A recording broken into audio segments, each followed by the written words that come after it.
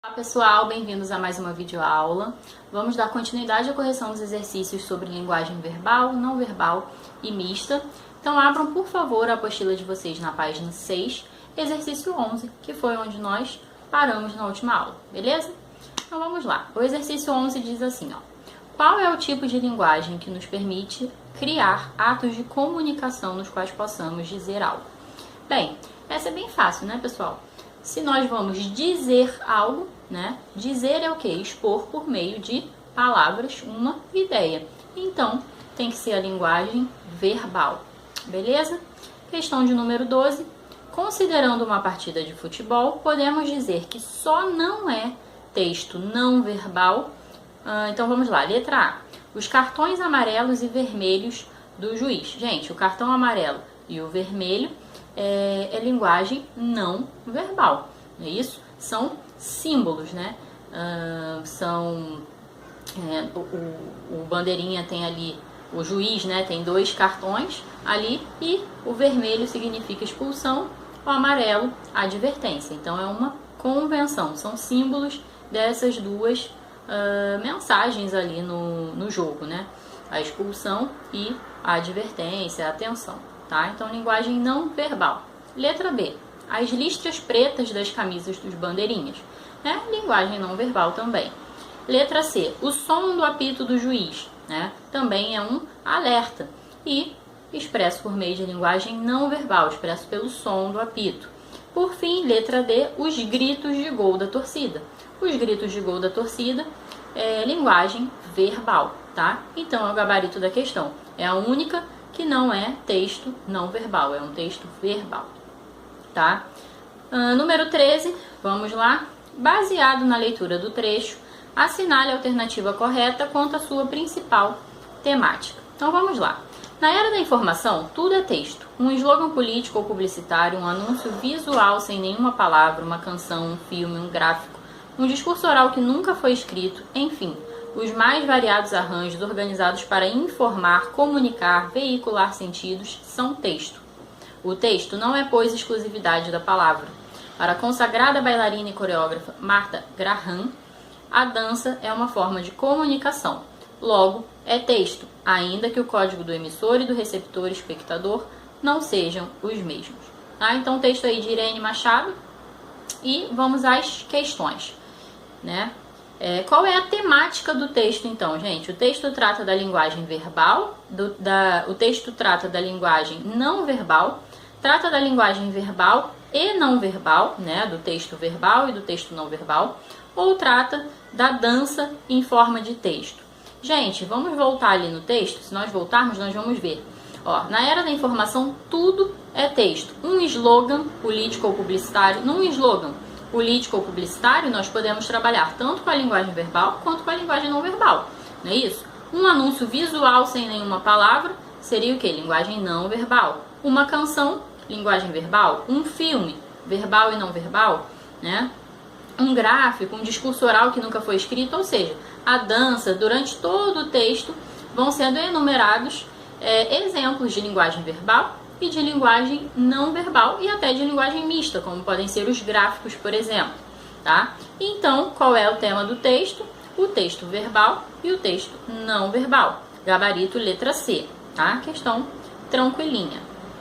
Questão de número 14. São exemplos de linguagem não verbal. Letra A. Sinais de trânsito e uma conversa informal entre alunos e professores.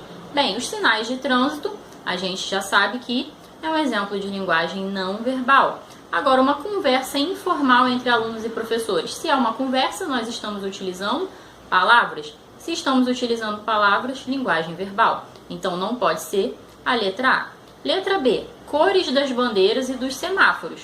Acho que chegamos aí ao gabarito, não é isso? Porque tanto as cores das bandeiras quanto dos semáforos é linguagem, um exemplo, são exemplos de linguagem não verbal, né? As cantigas infantis, né? A gente utiliza palavras e apitos, linguagem não verbal. Porém, os discursos dos políticos, linguagem verbal. Então, nem a letra C nem a letra D podem ser, porque tem um exemplo de verbal e um de não verbal, tá?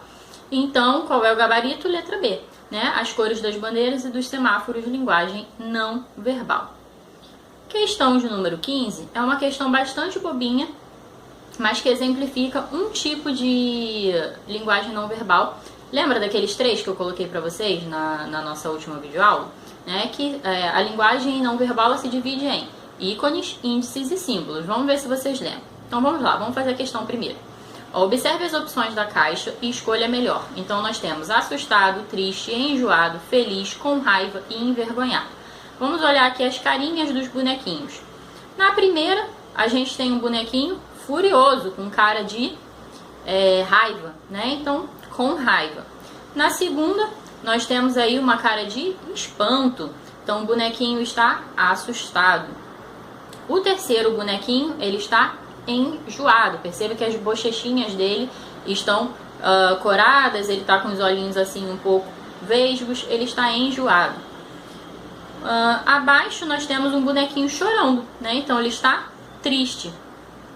Nós temos, abaixo do bonequinho triste, um que está envergonhado, com as bochechas bem vermelhas mesmo, tá? E, por fim, nós temos um bonequinho rindo. Então ele está feliz. Gente, esse exercício é bem bobinho, mas o que ele mostra pra gente? Um exemplo de linguagem não verbal que se dá por meio do uso de ícones. Por que ícones, gente? Vocês lembram? Ícones, índices e símbolos que nós estudamos são os 3 tipos de linguagem não verbal, tá? Então, os ícones são uma reprodução, a imagem, a imagem e semelhança da coisa representada. Então, fotos, imagens, pinturas de objetos, de pessoas, que retratem objetos, pessoas, vão ser um exemplo de ícone. Então, quando nós fizemos essa aula, nós vimos que os emojis que nós utilizamos no WhatsApp, por exemplo, são exemplos de ícones, tá? E aqui nós temos também os bonequinhos aí, cuja feição, nós temos o bonequinho cuja feição remete a esses sentimentos, Lembra? Por que remete a esses sentimentos? Justamente porque expressa, porque representa a nossa expressão facial quando nós estamos sentindo raiva, quando nós estamos enjoados, quando nós estamos felizes, envergonhados, beleza? Então nós temos um tipo aqui de linguagem não verbal, tá? São os ícones, os bonequinhos representam, eles copiam, é uma cópia aí da nossa expressão, uma representação da nossa expressão facial quando estamos sentindo algum desses tipos de sentimento. Beleza? Então, vamos para a próxima questão. Questão 16. Indique com LV para linguagem verbal, LNV para linguagem não verbal e LM para linguagem mista. O primeiro exemplo que a gente tem aí é um quadro da Tarsila do Amaral chamado Abapuru e, obviamente, linguagem não verbal, há apenas um recurso visual, é uma imagem, tá? Não há utilização de palavras. No segundo exemplo, nós temos um semáforo, também um exemplo de linguagem não verbal. Não há também utilização de palavras. O terceiro exemplo é um poema, xícara, e nesse caso nós temos a linguagem mista. Por quê, gente? A gente tem tanto o uso de palavras quanto o uso de imagens, As palavras compõem ali uma xícara, Então, nós temos linguagem mista, tá? E, por fim, nós temos aí um exemplo de linguagem verbal, que é um poema da Cecília Meirelles, tá? Um texto de Cecília Meirelles. Foi, então, apenas palavras, linguagem verbal. Corrigidos os exercícios, nós vamos dar continuidade, então, aos nossos estudos. Abram a apostila de vocês na página 11, tá? Então, vamos iniciar o capítulo 2 e olhem aí para a seção gramática, em que nós começamos a tratar do sujeito indeterminado. Então, o assunto desse capítulo é sujeito, tá? Então, nós vamos estudar os tipos de sujeito. Antes de nós conversarmos um pouquinho sobre os tipos de sujeito, é importante que vocês saibam a diferença entre frase e oração. Gente, o que é uma frase? É um enunciado de sentido completo. Então, se eu estou no hospital e tem muita gente falando e eu digo silêncio, isto é uma frase. Se eu estou atravessando a rua com alguém ao meu lado e eu percebo que a pessoa está um pouquinho desatenta e eu digo ei, cuidado, isso também é uma frase. mas isso não é uma oração. Por quê? Porque a oração é uma frase que contém verbo, tá bom? Então, se eu disser faça silêncio e tome cuidado, aí sim eu tenho orações. Por quê? Porque eu tenho verbos, né? O verbo tomar em tome cuidado e o verbo fazer em faça silêncio, beleza? Nós vamos estudar agora a oração, tá? A oração, ela é composta de alguns termos e neste capítulo nós vamos estudar um pouquinho desses termos, né? E vamos estudar dois deles, o sujeito e o predicado, né? Mais especificamente os tipos de sujeito, tá? Quando a gente está pensando em análise sintática, que é o que a gente vai ver agora, né? Quais são as funções dos elementos ali na nossa oração? Isso é um sujeito, isso é um predicado, né? Então, quando nós estamos estudando análise sintática, a gente tem que ter como figura central o verbo, tá? Todas as nossas análises vão partir do verbo. Então, assim que vocês olharem para uma oração, localizem o verbo e é a partir dele que nós vamos fazer a análise sintática, tá? Como é que a gente detecta, então, o sujeito? Existem alguns critérios para isso. O critério semântico é de que o sujeito é o ser sobre o qual se declara alguma coisa. É também, ou pode ser também, o ser que pratica a ação expressa pelo verbo ou que sofre a ação expressa pelo verbo. Então, se eu disser, Pedro dirigiu o caminhão. Quem é que dirigiu o caminhão? Então, olhem para o verbo. Qual é o verbo? Dirigir. E façam sempre essa pergunta, quem é que? Então, quem é que dirigiu o caminhão? Qual é a resposta? Pedro. Pedro é o sujeito. Pedro é o agente da ação de dirigir. Beleza? Agora, se eu disser, o caminhão foi dirigido por Pedro. E aí, olhem para o verbo, né? Aí, no caso, a gente tem uma locução verbal, foi dirigido, né? Nós temos dois verbos. Então, quem é que foi dirigido? O caminhão, tá? Então, o caminhão é o sujeito. É um sujeito agente? Não, né, gente? É um sujeito paciente, porque o caminhão não praticou nenhuma ação. O caminhão sofreu a ação de ser dirigido por um outro agente, por uma outra pessoa. Então, a gente tem um sujeito paciente, beleza? Tá? Então, é assim que a gente identifica o sujeito, tá? Utilizando o critério semântico. Olha para o verbo, faz essa perguntinha, quem é que desempenhou aquela ação, quem é que sofreu aquela ação, então nós vamos encontrar o sujeito. Do ponto de vista sintático, o sujeito concorda com o verbo, tá? Então, estabelece uma relação de concordância com o verbo, tá? Então, percebam que eu digo, Pedro dirigiu o caminhão. Mas se fosse Pedro e Joana, como é que a gente ia colocar o verbo no plural? Pedro e Joana dirigiram o caminhão. Então, quem vai determinar a flexão do verbo é o sujeito. Se eu tenho um sujeito composto, né, por duas pessoas, eu vou ter um verbo no plural. Se eu tenho um único sujeito, um sujeito simples, eu vou ter o quê? O verbo no singular, beleza? Então, o verbo e o sujeito concordam, eles estabelecem uma relação de concordância, beleza? E do ponto de vista morfológico, a gente sabe que o sujeito é um substantivo, ou é um pronome, ou qualquer outra classe gramatical que esteja na oração funcionando como um substantivo. Então, por exemplo, ir e vir. Ir e vir são verbos, mas toda vez que a gente coloca um artigo na frente de qualquer palavra, a gente substantiva essa palavra. Então, se eu disser o ir e vir já se tornam substantivos, tá? Então, podem ser sujeito de uma oração, beleza? Então, como é que a gente vai achar o sujeito? Olhou para o verbo, perguntou para ele quem é que desenvolveu essa ação, quem é que sofreu essa ação. A gente acha o sujeito. Vê se o sujeito está concordando com o verbo.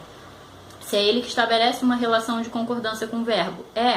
Então, mais uma pista aí, mais uma prova de que ele é o nosso sujeito, beleza? Existem tipos de sujeito. Quais são eles? O sujeito pode ser simples, tá? O que caracteriza um sujeito simples? É um sujeito que tem apenas um único núcleo. Então, se eu digo Pedro dirigiu o caminhão, quem é que dirigiu o caminhão? Pedro. Pedro é o sujeito. Uma única pessoa, uma única palavra, ou seja, um único núcleo. Pedro. Então, eu tenho um sujeito simples. Se eu disser Pedro e Joana dirigiram o caminhão, quem é que dirigiram o caminhão? Pedro e Joana. Eu tenho um sujeito composto, beleza? Eu tenho dois núcleos, tá? Então, sujeito composto. Eu posso ter também um sujeito indeterminado. O que seria o sujeito indeterminado? É aquele sujeito que eu sei que existe, alguém praticou aquela ação, mas eu não consigo determinar quem foi, tá? Então, se eu disser assim, bateram na minha porta. Alguém bateu, mas quem? Eu não sei quem. Quem é que bateram? Não sei. Podem ter sido os meus vizinhos, pode ter sido o entregador. Quem é que bateram na minha porta? Não sei, tá? Então, esse sujeito é indeterminado. Qual é a característica do sujeito indeterminado? Verbo, quando a gente tem um verbo na terceira pessoa, tá? Como bateram, terceira pessoa do plural, ou então um verbo na terceira pessoa do singular seguido da partícula ser. Então eu posso dizer também, precisa-se de funcionários, né? Então eu tenho o verbo precisa, terceira pessoa do singular, partícula ser, tá? Precisa-se de funcionários. Quem é que precisa? Alguém precisa, mas eu não sei quem é. Pode ser o patrão, não sei. Não consigo determinar, não posso precisar quem é que precisa desses funcionários. Então, nesse caso, eu tenho sujeito indeterminado. Meu sujeito também pode ser elíptico, oculto ou desinencial, tá? São 3 nomezinhos para um único tipo de sujeito. O que seria, então, um sujeito elíptico, oculto ou desinencial? Aquele sujeito que não está expresso na minha oração, mas eu consigo identificá-lo pela terminação do verbo, ou seja, pela desinência do meu verbo, e é por isso que ele também é chamado de desinencial. Então, se eu disser assim, gostamos de comer biscoito, tá? Quem é que gostamos? Nós, né? Só pode ser nós. Se eu disser assim, comi muito na refeição que eu fiz ontem, tá? Quem é que comi? Eu, só pode ser eu, tá? Existem ainda as orações de sujeito inexistente, também chamadas de oração sem sujeito, tá bom? Que orações são essas? São as orações de verbos impessoais, tá? E que verbos são esses? Os verbos fenomenológicos, ou seja, que expressam fenômenos da natureza, então trovejar, relampejar, chover, tá? Então orações do tipo, choveu muito ontem. Oração sem sujeito. Quem é que choveu, gente? Ninguém choveu, né? Fenômeno da natureza. Trovejou ontem, tá? São orações sem sujeito. Verbo haver no sentido de existir, tá? Quando empregado no sentido de existir, ou de tempo, ou empregado no sentido de tempo decorrido. Também gera orações sem sujeito. Então, por exemplo, há muitos alunos em sala, tá? Então, verbo haver substitui pelo existir. Existem muitos alunos em sala. Deu para substituir o verbo haver pelo existir? Oração sem sujeito, tá? E verbo haver no sentido de tempo decorrido. Não vejo meus pais há 10 anos, tá? Também a gente usa no singular, tá bom?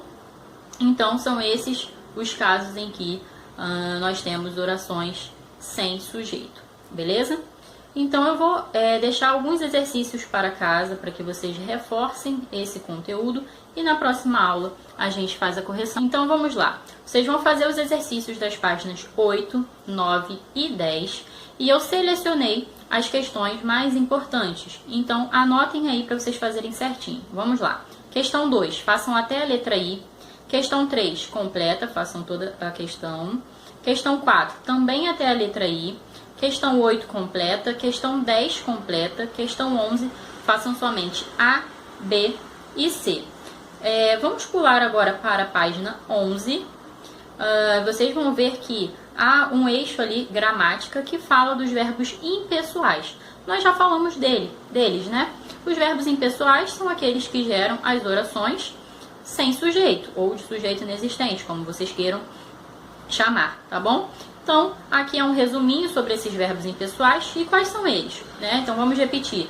Os verbos que expressam fenômenos da natureza, então chover, trovejar, tá? São verbos fenomenológicos, tá? Então, sempre serão impessoais, vão ser usados na terceira pessoa do singular e vão gerar orações sem sujeito. Nós temos o verbo haver, no sentido de existir. Então, havia poucas meninas em sala, haverá muitas guerras, vai sempre ficar também na terceira pessoa do singular quando estiver empregado no sentido de existir, tá? Somente no sentido de existir. E também o verbo fazer indicando o tempo decorrido, tá, gente? Assim como o verbo haver. Então, verbo haver e verbo fazer, verbo ter, sempre que indicarem sentido decorrido, vão ser verbos impessoais, tá bom? Então, já que são assuntos afins, né, assuntos relacionados, façam também na página 11 a questão 14, tá, completa. A questão 15, façam A, B e C. E a questão 16, A, B, C e D, tá bom? Nós corrigimos na próxima aula e daremos continuidade, tá bom? Um beijo e até a próxima. Tchau!